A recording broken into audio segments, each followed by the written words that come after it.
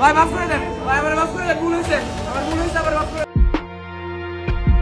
পৃথিবীর যে কোনো প্রান্তে কোরআনের প্রতি অবমাননা জানালে বাংলাদেশ হয়ে ওঠে প্রতিবাদের বৃহৎ ক্ষেত্র।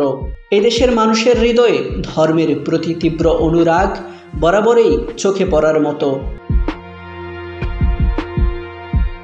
আর এদেশেই কিনা কোনো এক বিশ্ববিদ্যালয়ে কোরআন অবমাননা করা হলো।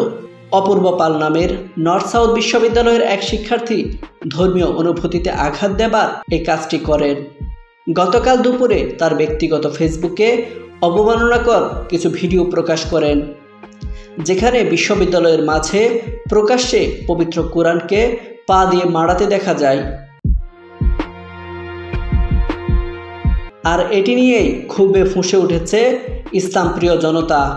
গতকাল রাতে অভিযুক্ত অপূর্বের বাসার নিচে অনেককেই প্রতিবাদী স্লোগান দিতে দেখা যায়। তীব্র প্রতিবাদ ও অনলাইন প্রতিক্রিয়ার পর তাকে গ্রেফতার করে ভাটারা থানা পুলিশ। পুলিশ সূত্রে জানা যায়, জনতার মারধরে আহত ওই শিক্ষার্থী বর্তমানে ঢাকা মেডিকেল হাসপাতালে চিকিৎসাধীন আছেন। তার বিরুদ্ধে আইনানুগ ব্যবস্থার বিষয়ে পরে সিদ্ধান্ত নেওয়া হবে।